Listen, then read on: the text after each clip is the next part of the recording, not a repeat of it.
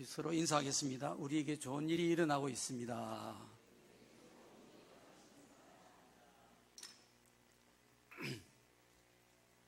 추석 잘 지냈습니까? 지난 8월 23일 조선일보에 이런 기사가 났습니다. 영국의 컴퍼스라고 하는 회사의 커전스라는 회장이 2012년도에 아내가 암에 걸려서 사별을 했습니다. 그 후에 이분이 이제 유언장을 쓰게 되었는데, 내가 죽고 나면 내 재산을 두 아들에게 다 물려주겠다, 그런 유언장이었습니다. 이 유언장에 한 줄에 특별한 조항을 넣었습니다. 그것은 만약 자신과 두 아들까지 세 사람이 한꺼번에 죽는 일이 생긴다면 세계 최대 구호단체인 옥스팜의 재산의 대부분을 넘기겠다, 이런 조항을 넣었어요. 그런데 이 유언장을 작성한 지 1년 만인 2017년 12월 31일에 호주 시드니 근교에서 아들과 함께 탄 관광용 경비행기가 추락하면서 회장과 두 아들이 한꺼번에 숨지는 비극이 일어났습니다. 이 회장이 남긴 재산은 약 635억 원이었는데 형제들에게 일부가 돌아가고 600억 원 정도가 옥스팜에 기부가 된 것입니다. 이 옥스팜이라고 하는 기부단체는 2011년 IT 지진 때에 구조활동에 나선 직원들이 기부금으로 성매수를 한 사실이 드러나서 기부금을 끄는 정기 후원자들이 7,000명이 넘어가지고 큰 재정난에 빠지면서 부득이 직원들을 대폭 구조조정을 하지 않으면 안 될 이런 지경에 놓여 있던 그런 상태였어요. 어떻게 이런 일이 일어날 수 있을까요? 꼭 지어낸 얘기 같고 소설 속에 있는 얘기 같습니다. 아내가 죽고 불과 2년 뒤에 회장과 두 아들, 온 가족이 그만 다 없어져 버린 거예요.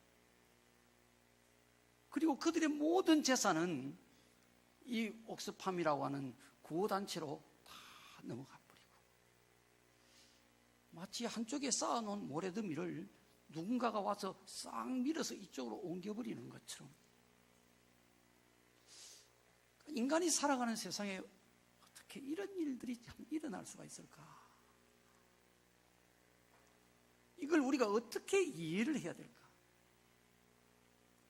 물론 여러 가지 중앙들이 있지만은 사무엘상 2장에 보면 자식을 낳지 못해서 고통을 받던 한나가 하나님 앞에 기도한 끝에 사무엘을 얻어가지고 그 사무엘이 젖을떼자마자 성전에 데리고 올라가서 자기가 하나님 앞에 서원대로 하나님의 종으로 바치면서 하나님을 찬양하며 이런 기도를 합니다.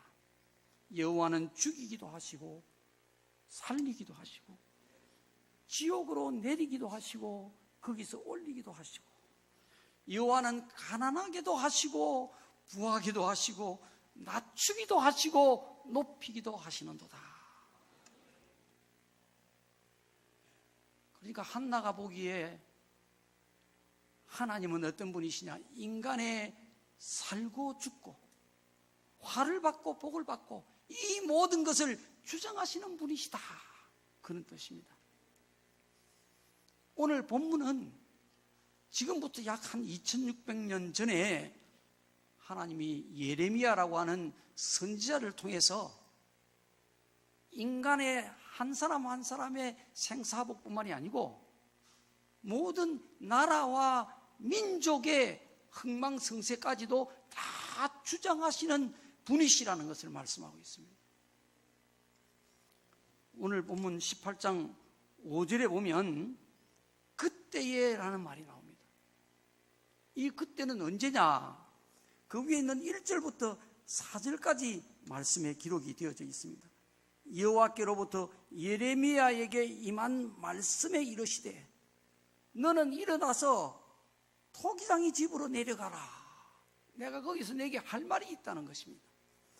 그래서 예레미야가 토기장의 집으로 내려갔어요.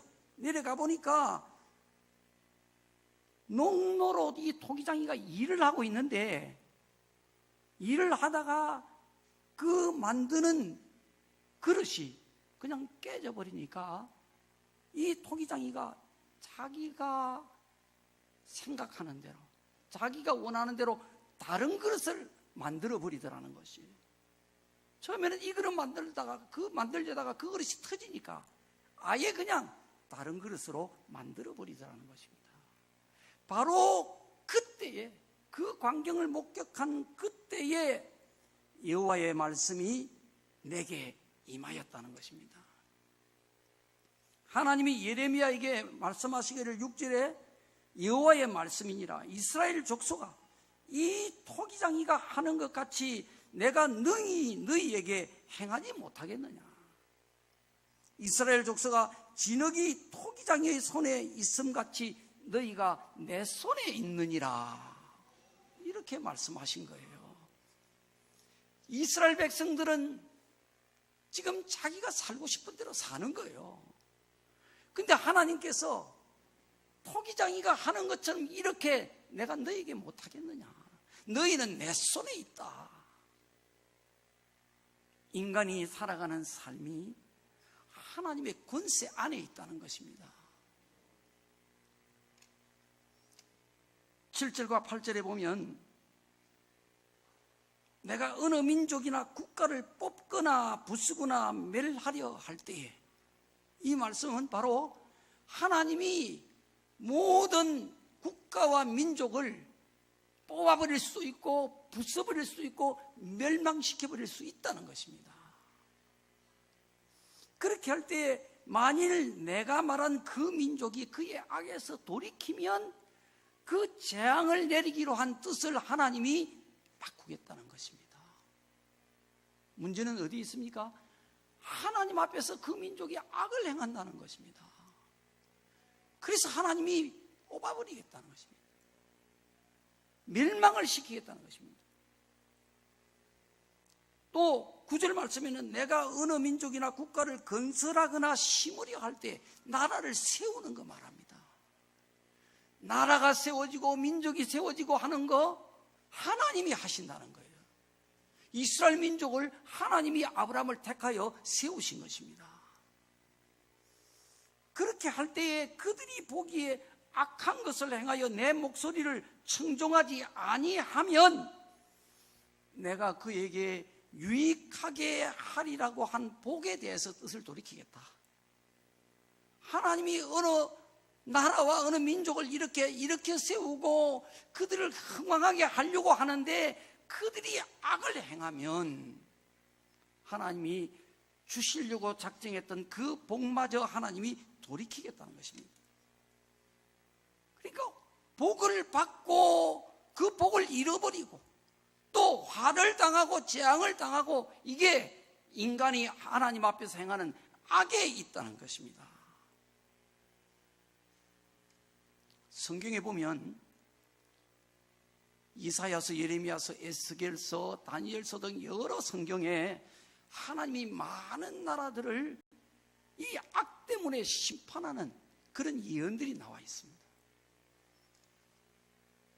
그 중에 일부 에스겔서 22장에는 보면 하나님이 유다가 받을 벌을 말씀하시는 거예요.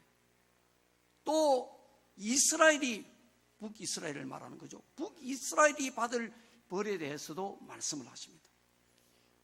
25장에는 보면 암몬이 받을 심판에 대해서, 또 에돔 족속이 받을 심판에 대해서, 또 블레셋이 받을 심판에 대해서 하나님이 예언을 하십니다. 26장에는 두로가 받을 심판, 28장에는 시돈이 받을 심판에 대해서 말씀을 하십니다. 29장에는 애굽이 받을 심판에 대해서 하나님이 예언을 해놓으셨는데, 이 세계의 역사는 하나님이 성경을 통해서 예언하신 그대로 이루어진 거예요. 그대로 진행이 된 거예요. 그래서 소련의 세계적인 대문호 도스토예프스키 알죠? 제화벌 쓴 아주 유명한 작가죠. 이분이 뭐라고 했느냐? 이 인류의 역사의 수레바퀴는 하나님이 이끌어 가신다. 그렇게 말씀하신 거예요. 오늘 11절에 보면 하나님이 이 유다 나라가, 이스라엘 백성들을 말하는 거죠. 이 유다 나라가 악을 행함으로 해서 재앙으로 하나님께서 그들을 치시겠다는 것입니다. 무슨 악을 유다가 행했느냐? 오늘 우리가 읽은 본문 그 바로 밑에 13절에 보면, 그러므로 여호와께서 이와 같이 말씀하시니라. 너희는 누가 이러한 일을 들었는지 여러 나라 가운데 물어보라. 처녀 이스라엘이 심히 가증한 일을 행하였도다. 처녀 이스라엘이라고 하는 것은요, 이스라엘 백성들은 하나님의 택한 백성이란 말이에요. 그러니까 순수한 하나님을 섬기는 백성이다 이 말이에요. 그 처녀 이스라엘. 그런데 이 이스라엘 백성들이 심히 가증한 일을 행하였다는 것입니다. 여기에 가증한 일이라고 하는 이 원어의 뜻은 뭐냐? 진절이 나는 그런 뜻이, 진절이 난다는 거예요. 지긋지긋하게 싫은 그런 뜻입니다. 몸서리 쳐지는 그런 뜻입니다. 아주 무서운 표현이에요. 이스라엘 백성들이 하나님 앞에서 아주 진절이 나는 일을 했다는 것입니다. 지긋지긋하게 하나님이 싫어하는 일, 몸서리 쳐지는 그러한 일을 했다는 것입니다. 도대체 무슨 일을 했을까요? 15절 말씀에 보면, 무릇 내 백성은 나를 잊고 허무한 것에게 분향하거니와. 허무한 것에 분향을 했다는 것입니다. 분향 아시죠? 향 피워놓고 절을 했단 말이에요. 허무한 것이 뭡니까? 우상을 말합니다. 우상에게 향을 피워놓고 그것에게 절을 하며 섬겼다는 것입니다. 우상이라는 것은요, 사전을 찾아보면 그 뜻이 뭐냐? 나무나 돌이나 쇠붙이로 만든 상을 말하는 거예요. 나무를 깎아가지고 사람을 만들든 물고기를 만들든 공중의 새를 만들든 짐승을 만들든 나무를 깎아서 만들고 어떤 상을 만든단 말이에요. 또 쇠를 부어가지고 또 어떤 상을 만든단 말이에요. 사람의 상을 만들 수도 있고 뭐든지 만든단 말이에요. 그것을 신으로 섬기면서 그것에 절을 하고 그것에게 제사를 지냈다 이 말이에요. 이게 가증한 일을 했다는 것입니다. 하나님은 일찍이요, 이스라엘 백성들을 택할 때 시내산에서 모세에게 이스라엘 백성들이, 하나님의 백성들이 꼭 지켜야 할 10가지 계명을 돌판에 하나님이 불로 직접 새겨주셨습니다. 그 1계명에 보면 나 외에는 다른 신들을 내게 두지 마라. 오직 하나님만이 유일한 신이라 이 말이에요. 이 세상에 다른 신은 다 거짓신이고 가짜신이야. 인간이 만든 신이란 말이에요. 두 번째 계명에는 보면 너를 위해 우상을 만들지 말고 절을 하지 말고 그것을 섬기지 말라. 나를 미워하는 자에게는 죄를 갚되 아버지로부터 아들에게로 3, 4대까지 이르게 하거니와 나를 사랑하고 내 계명을 지키는 자에게는 1000대까지 은혜를 베푸느니라. 그렇게 말씀하셨어요. 이 말씀을 보면요, 우상을 새겨서 만들고 거기에 절을 하고 섬기는 것은 뭐냐? 하나님을 미워하는 것이라는 거예요. 그런 행위를 하는 자에게는 하나님이 반드시 벌을 내린다는 거예요. 그 인간이 해서는 안 될 일이란 말이에요. 하나님을 섬기고 하나님께 절을 해야 되는데 우상을 만들어 놔놓고 사람이 만든 것인데 그걸 마치 신인 것처럼 거기에 절을 한단 말이에요. 그럼 하나님이 그 자식 3, 4대까지 하나님께서 벌을 갚는다는 것입니다. 우상에 절을 하고 섬기는 것이 얼마나 무서운 죄악인지를 신명기 4장 25절에 보면 모세가 이스라엘 백성들에게 광야 40년 생활을 할 때 그 마지막에 가나안 땅 들어가기 직전에 이렇게 말을 합니다. 내가 가나안 땅에 들어가 살면서 스스로 부패하여 무슨 형상의 우상이든지 그것에 절하고 섬겨 내 여호와 앞에 악을 행함으로 그의 노를 일으키면 내가 오늘 천지를 불러 증거를 삼노니 너희가 요단을 건너가서 얻는 땅에서 속히 망할 것이라. 너희의 날이 길지 못하고 전멸될 것이니라. 무슨 형상이든지, 그게 사람이든 짐승이든 인간이 상을 만들어 놓고 그것에 분향을 하고 절을 하고 섬기고 이렇게 하면 너희들이 비록 가나안 땅을 얻게 된다 할지라도 속히 망한다는 것입니다. 자, 왜 이렇게 하나님이 우상에 절을 하고 섬기는 것에 대해서 진노하시고 이렇게 막 벌을 내리시느냐 말이에요. 이건 우리가 성경을 보면 답이 다 나와 있어요. 우상에게 절을 하고 섬기는 것이, 사람은 그 내용을 모른단 말이에요. 그 이면을 모른단 말이에요. 그 영적인 비밀을 모른단 말이에요.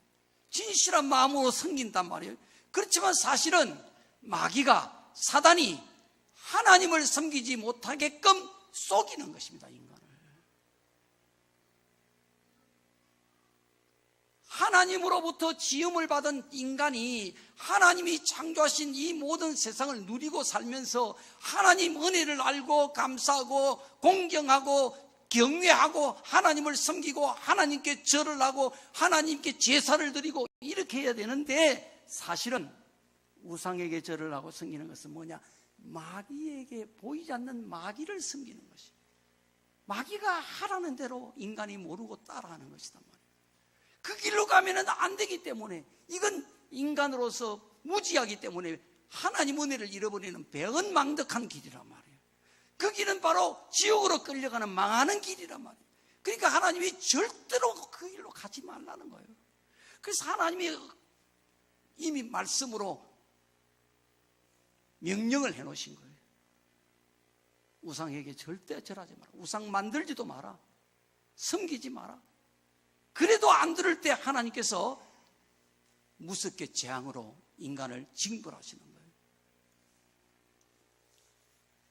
실제로 이 이스라엘 백성들은요, 가나안 땅에 들어가서 안타깝게도 그 이방 족속들과 어울려서 그들의 풍습을 받아들여 가지고 정말 그들이 섬기는, 이방인들이 섬기는 우상을 그만 섬겨버리게 된 거예요. 하나님을 섬기면서. 하나님 말씀대로 안 섬기고 우상 섬기고 그걸로 신이라.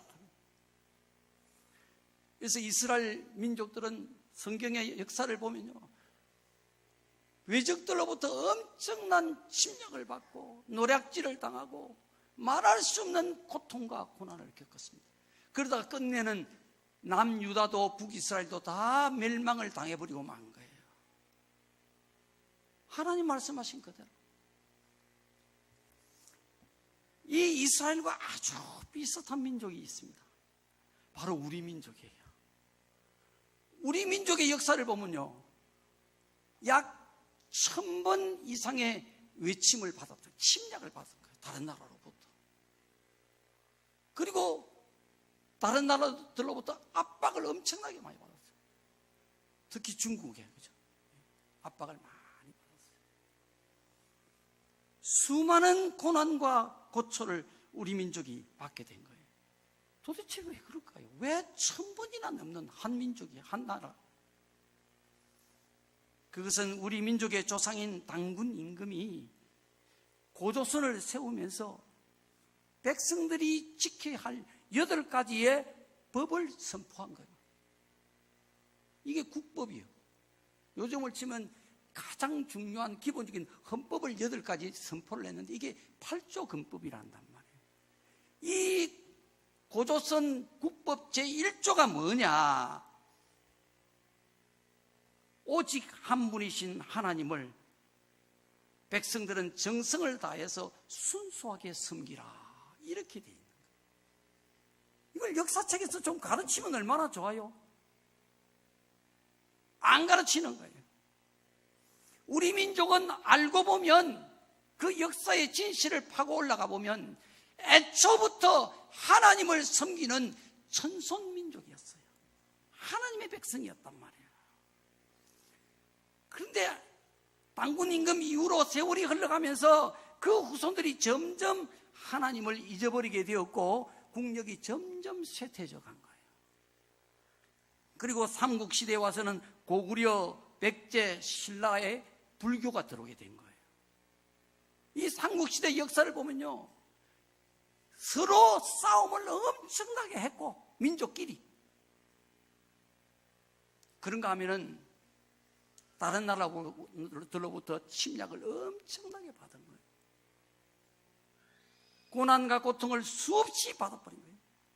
그리고 이 불교가 가장 왕성했던 시대는 언제냐? 고려 시대입니다. 곳곳에 사찰을 세우고 온 백성들이 불상 앞에서 절을 했단 말이에요. 이 고려 시대가. 그런데 이 고려 시대가 어떤 시대냐? 137년간 무려 몽골의 지배를 받았던 민족 최대의 순환기랍니다. 이 고려 시대가. 자, 그렇게 왕으로부터 온 백성들이 불상 앞에서 지성으로 절을 했는데 왜 그렇게 고난을 가장 많이 받았느냐 이 말이에요. 시편 16편 4절에 이렇게 말씀을 합니다. 다른 신에게 예물을 드리는 자는 괴로움을 더할 것이니라. 하나님 외에는 그 어떤 것도 신이 되어서도 안 되고 될 수도 없고, 하나님 외에 다른 신에게 절을 하게 되면 괴로움을 더하게 될 것이다. 이 하나님의 법 때문에 그렇게 되는 거예요. 자, 그러다가 이시조선 후기에 와서는요, 이조죠. 이조 후기에 와서는 지금부터 약 500년 전 이야기입니다. 우리 민족에 유교가 들어온 거예요. 유교는 어떤 것이냐? 조상을 신으로 제사하는 종교입니다. 우리는 지금 제사하는 게 당연한 걸로 우리 민족 전통으로 생각하지만 아니에요. 이게 중국에서 들어온 거예요. 이게 유교에서 들어온 거예요. 500년 전에 들어왔어요. 그 전에는 조상에게 제사하는 것이 없었어요.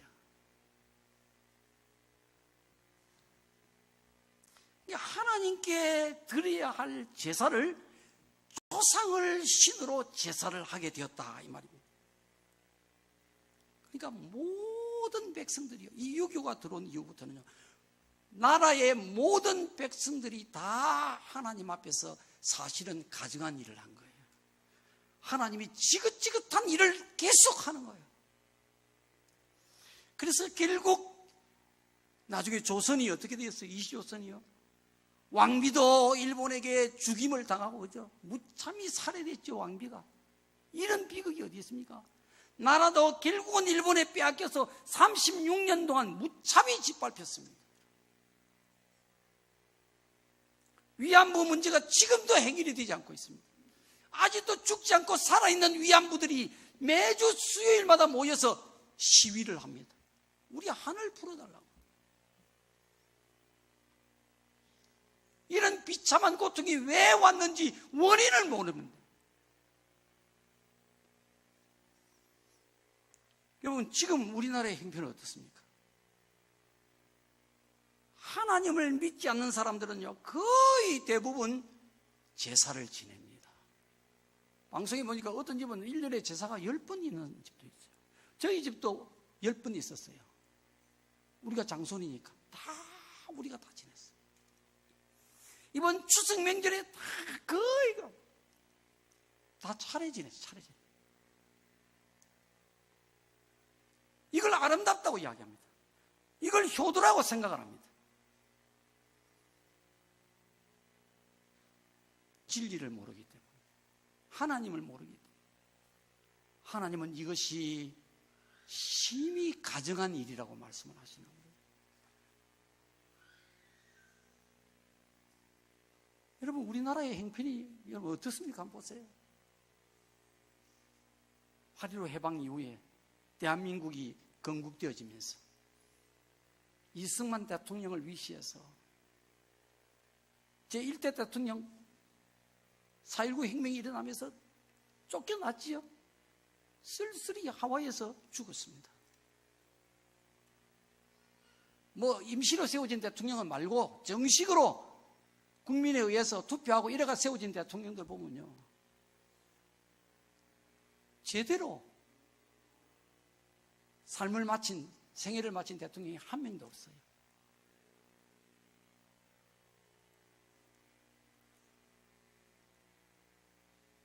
이승만 대통령 이후에 진짜 대통령은 총살당해 죽었죠. 그죠?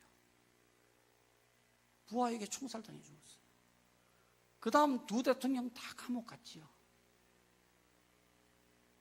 그 다음 대통령, 그나마도 또 그 다음 대통령도 아들들이 다 감옥에 들어갔습니다. 본인들은 안 들어갔어요. 그 다음 대통령은요, 높은 바위에서 떨어져 자살해버리죠. 그 다음 대통령, 또 그 다음 대통령 지금 감옥에 다 들어가 있죠. 나라가 편안한 적이 없습니다. 늘 싸웁니다. 이게 하나님과 관련이 있는 거예요. 성경 말씀을 알아야만 인생의 답을, 이 민족의 답을 알 수가 있는 거예요. 그렇지 않으면 몰라요. 아무리 정치적 논쟁을 하고, 아무리 지식을 쌓고 경제를 연구하고 아무리 해도 너희는 내 손에 있느니라. 하나님, 손바닥으로 하늘을 가릴 수가 없습니다. 하나님이 있느니 없느니 인간이 무슨 소리를 해도 소용이 없는 거예요. 하나님이 한번 음성을 바라면 천지가 진동하는 거예요.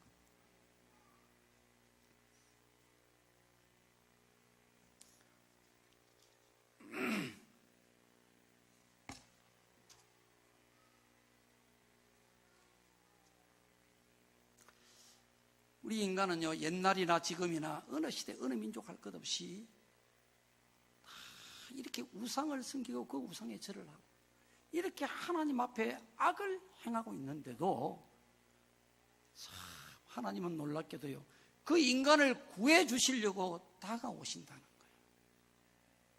사람 같으면 다시는 안 볼 것 같아, 그죠? 아쉬울 거 하나도 없어요. 그런데 하나님은 인간에게 찾아와서 그 길을 가르쳐 주시는 거예요. 그리 가지 말라는 거예요. 오늘 11절에 보면 악을 행해서 재앙을 당할 수밖에 없는 이 이스라엘 민족을 하나님이 버리지 아니하시고 예레미야를 통해서 이렇게 말씀을 하시는 거예요. 악한 길에서 돌이키며 너희의 길과 행위를 아름답게 하라.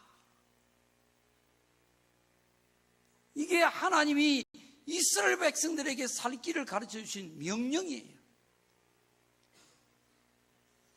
하나님은 우리가 불순종하고 악한 길을 비록 갈지라도 우리를 버리시는 것이 아니라 바른 길을 갈 수 있도록 말씀으로 우리를 가르쳐 주시고 깨닫게 하신다, 이 말이에요. 때로는 환경을 통해서 하나님이 말씀하시는 거예요. 이러한 하나님의 음성을, 하나님의 말씀을, 그 인도를 잘 깨닫고 분별할 수 있는 은혜가 있기를 바랍니다.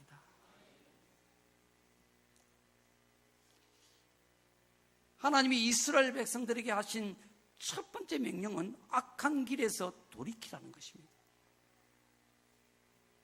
이 악한 길이 뭡니까? 오늘 우리가 읽은, 또 제가 설명드린 말씀을 보면 이스라엘 백성들이 우상 앞에 절하고 섬긴 것입니다. 이 이스라엘 백성들은 가나안 땅에 들어가서 산당을 막 지었어요. 산속에 산당을 지어놔놓고 거기에다가 아시라상, 바알상 이런 우상을 세워놓고 그 우상에 절을 한 것입니다. 이게 악한 길이라는 거예요. 거기서 돌아서라는 것입니다. 돌이키라는, 우상을 섬기지 말라는 것입니다. 이 우상 때문에 재앙이 온다는 것입니다. 나라가 망한다는 거예요. 여러분, 우상을 섬기는 거 오늘 우리와는 상관이 없을까요? 하나님을 믿는 자들이 우리가 우상 앞에 가서 절할 리는 없는 거예요. 그렇지만 성경은 결코 하나님을 믿는 성도들이 오늘 우리가 이 우상 섬기는 것과 상관이 없지 않다는 거예요. 자유롭지가 않다는 것입니다. 골로새서 3장 5절에 보면 탐심은 곧 우상 숭배니라. 마음으로 탐하는 거 있잖아요. 이것이 우상 숭배라는 것입니다. 오늘날 이 시대에 하나님 백성이 섬기는 우상이라는 겁니다. 탐심이라고 하는 것은요, 마음을 빼앗기는 걸 말하는 거예요. 하나님이 마음의 주인이 되어야 되는데 하나님보다 더 아끼고 사랑하는 것이 마음의 주인이 되어버리는 것입니다. 결국은 그 마음을 따라가는 거예요. 탐심을 따라가게 된다. 하나님을 따라가야 되는데, 하나님을 섬겨야 되는데, 내 안에 있는 이 탐심, 하나님보다 더 사랑하는 것, 더 좋아하는 것, 더 아끼는 것, 이것을 결국은 따라가게 되고 그것을 섬기게 된다는 것입니다.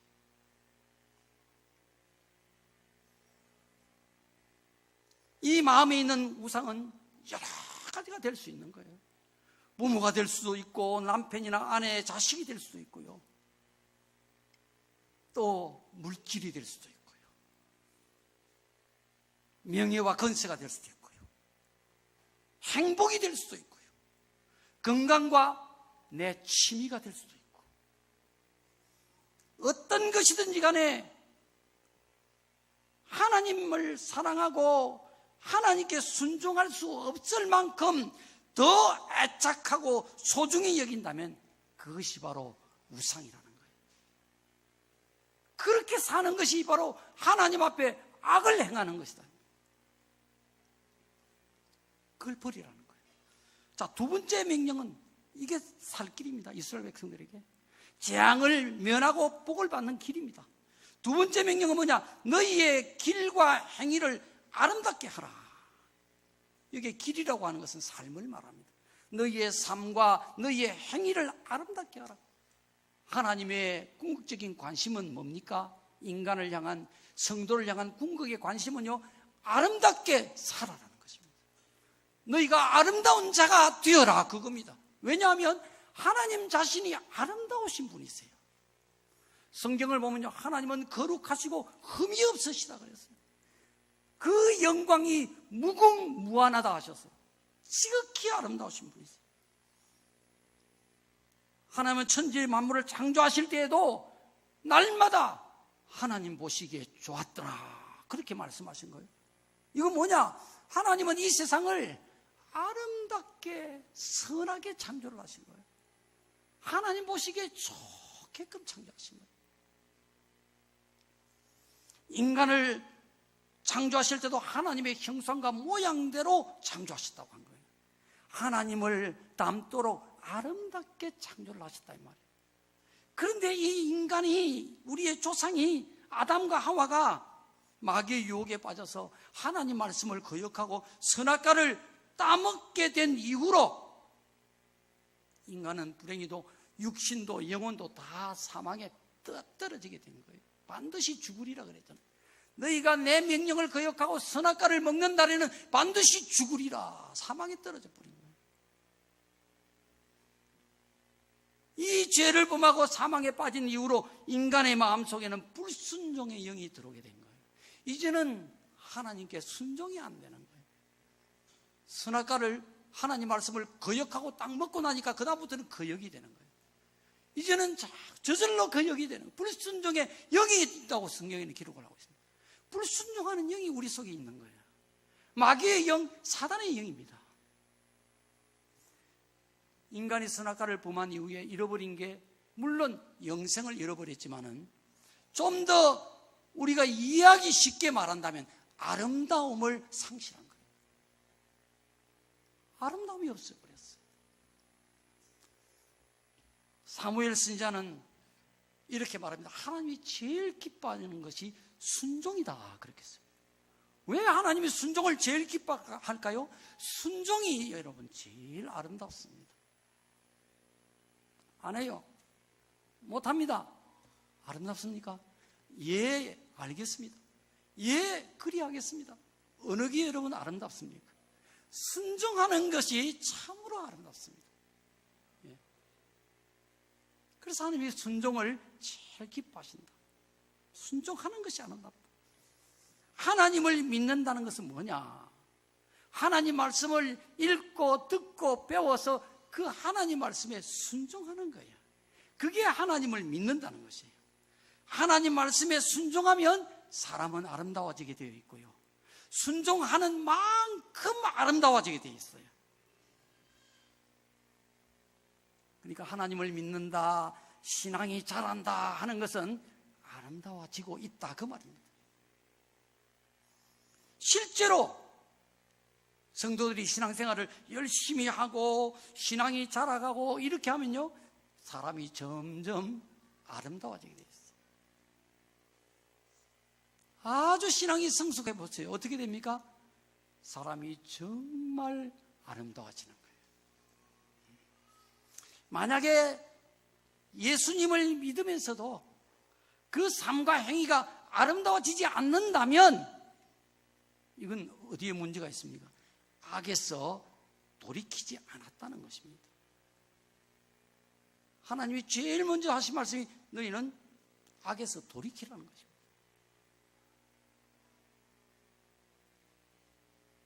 오래 믿었음에도 불구하고 아름다워지지 않는다면 이건 잘못 믿고 있는 거예요. 매뉴얼대로 안 하는 거예요.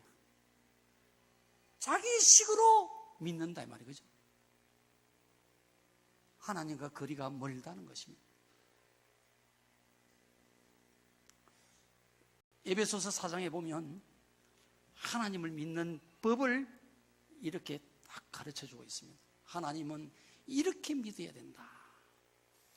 너희는 유혹의 욕심을 따라 썩어져가는 구습을 따르는 옛사람을 벗어버리고 오직 너희 심령이 새롭게 되어 하나님을 따라 의와 진리의 거룩함으로 지으심을 받은 새사람을 입어라. 이렇게 되어 있어요. 신앙생활은요, 그냥 교회 다니는 게 아니에요. 옛사람을 벗어버리고 새사람을 입어야 된다는 것이에요. 옛사람을 벗고가 아닙니다. 벗어버리라는 거예요. 옛사람을. 예. 걸려가 안 빠져나오면 낑낑거리면서도 벗어버리라는 거예요. 옛사람을 그렇게 힘을 다해서 벗어버리고 새사람을 입어라.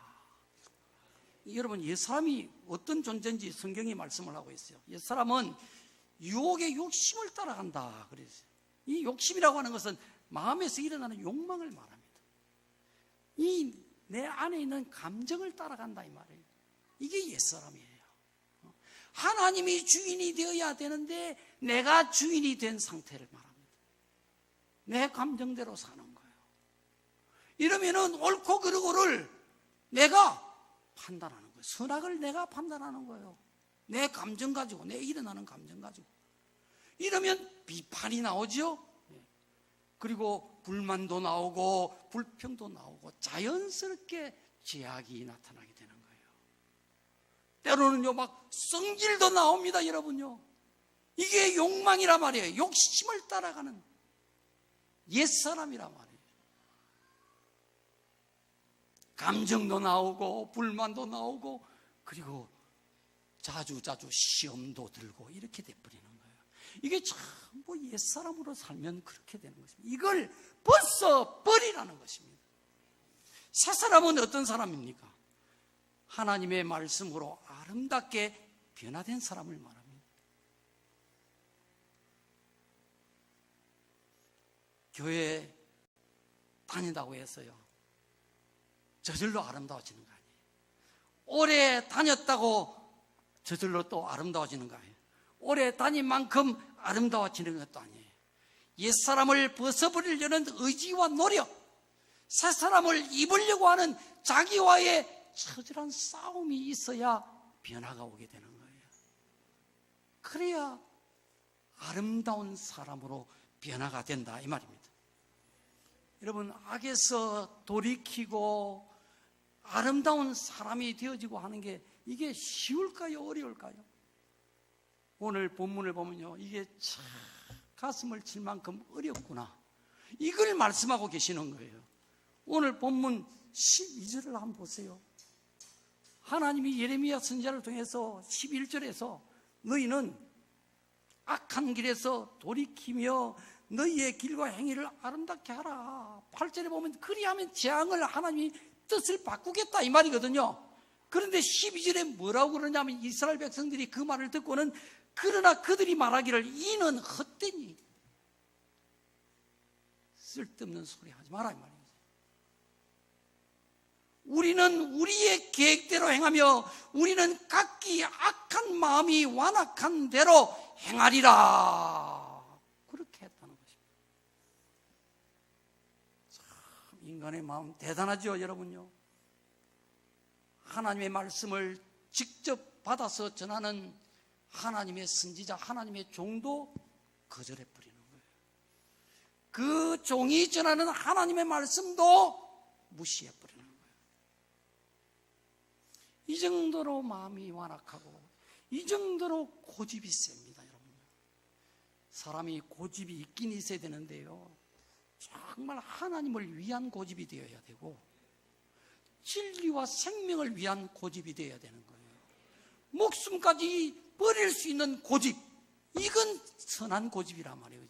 이건 생명의 고집이에요. 예수 안 믿으면 너 살려주겠다. 예수 안 믿는다고 하면 너 살려주겠다. 나는 내 목숨을 버리는 한이 있더라도 예수님을 부인할 수 없어. 이거 고집이에요. 이건 있어야 할 고집이란 말이에요.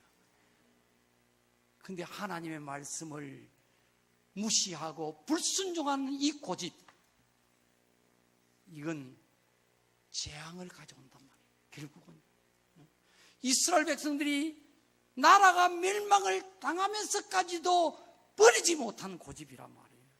우리는 우리가 하고 싶은 대로 하겠다는 것입니다. 이런 인간의 심성이 사람 속에 여러분 다 있습니다. 바울 한번 보십시오. 바울 그렇게 하나님을 목숨 바쳐 섬겼던 바울이요, 어떤 삶을 살아갔었는지 그 과정이 로마서 7장에 이렇게 바울이 이야기합니다. 나는 육신에 속하여 죄 아래에 팔렸도다. 육신에 속하여 죄 아래에 팔렸도다. 죄에 팔려버렸다는 것입니다. 죄가 이제 주인이 되어버렸다는 것입니다. 옛사람이 주인이 되어지고 자기의 그 마음과 생각, 감정이 주인이 되어버리는 그런 삶을 자기가 살고 있다는 것입니다. 바울이 죄 아래 내가 팔렸다는 것입니다. 내가 원하는 바 선은 행하지 아니하고 도리어 원하지 않는 바 악을 행하는도다. 선을 행하면서 살고 싶은데 하나님 말씀대로 주의 종이 가르치는 설교하는 그대로 한번 살아보고 싶은 마음도 있는데 그게 안 된다는 것입니다. 오라 나는 공고한 사람이로다. 이게 공고하다는 이야기는요, 괴롭다는 거, 불행하다, 비참하다 그런 뜻입니다. 나는 정말 너무 괴롭다, 너무 불행하다, 너무 비참하다 말이에요. 오라 나는 공고한 사람이로다. 이 사망의 몸에서 누가 나를 건져내랴. 여러분 이게 뭡니까? 어떤 현상입니까? 바울이 한마디로 말하면요, 옛사람을 벗어버리려고, 그리고는 새사람을 입으려고 지금 몸부림을 치는 거예요. 이렇게 살아야 성도가 변화가 되는 거예요. 여러분 이리 안 하니까 기독교인들이 겉만 멀쩡하지 속은 다 썩어 있잖아요. 여러분 어디 평안한 교회가 이 땅에 어디 있습니까? 드물어요. 정말 주님 모시고 화목한 가정이 몇이나 되겠어요? 우리 말고. 몸부림치지 않기 때문에 그런 거예요. 그냥 왔다 갔다 하니까 그렇게 될 수밖에 없는 거예요. 성경의 법을 따르지 않는다 이 말이에요. 이렇게 바울은 괴로워하는데, 자기 때문에, 자기 안에 있는 자기 모순 때문에, 자기 악을 자기가 보게 되어지면서 나는 공고한 사람이다. 여러분, 남 때문에 괴로워하는 것은요, 속는 것입니다. 여러분 자신 때문에 괴로워하셔야 되는 거예요. 그래야 생명이 자란다 이 말이에요.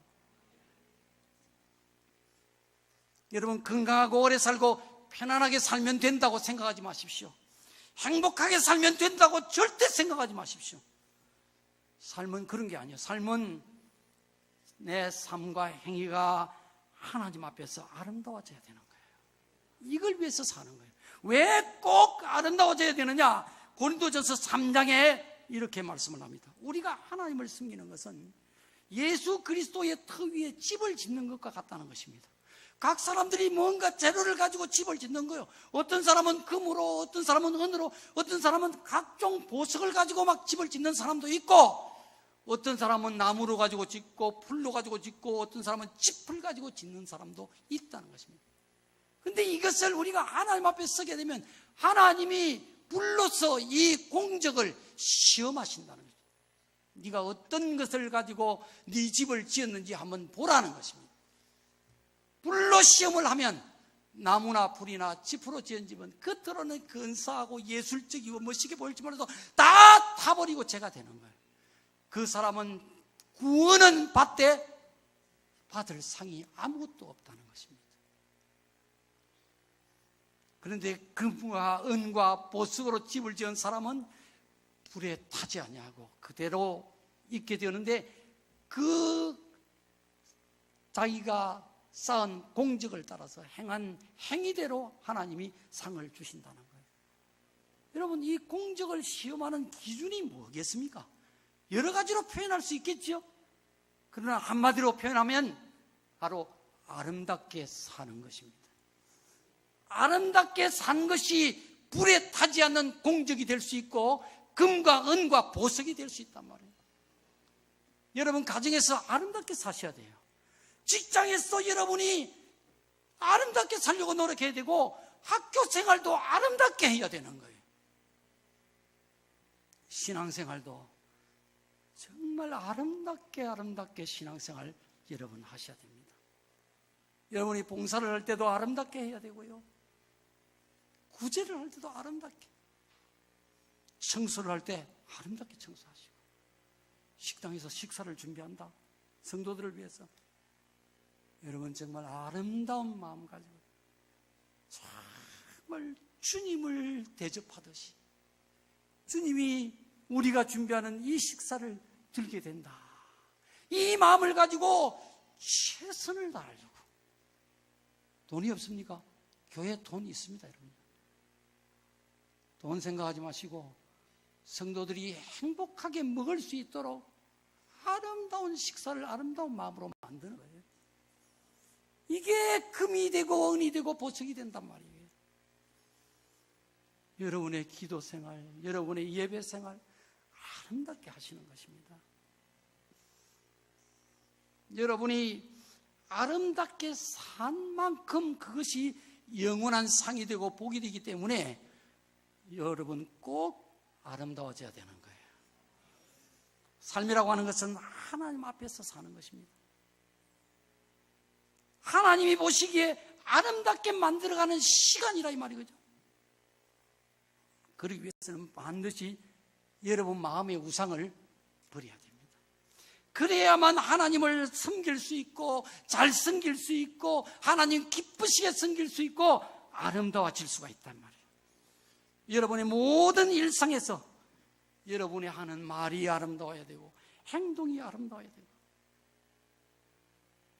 그렇게 내 말과 행동이 아름다워지는 것을 재물을 모으는 것보다도 더 귀중하게 여기고 열심히 노력하셔야 되는 거예요. 특별히 여러분이 불편하고 힘들고 괴로울 때 여러분이 정말 아름답게 사셔야 되는 거예요. 그때야말로 하나님이 우리를 아름답게 만들어 가시는 연단의 시간, 육체로는 괴롭고 고달프지만은 영으로는 영원한 복을 만들어주시는 소중한 시간이란 말이에요. 여러분 생각과 마음, 감정을 따라가지 말고, 누구 말도 따라가지 말고, 누가 뭐라 하더라 그것도 따라가지 말고, 오직 하나님의 말씀에 순종하고 하나님을 따라가고 여러분 죄를 위해서 십자가에 못 박혀 죽으신 그 주님을 바라보면서 점점 주님의 모습을 닮아가는 아름다운 성도들이 되시기를 진심으로 축복합니다.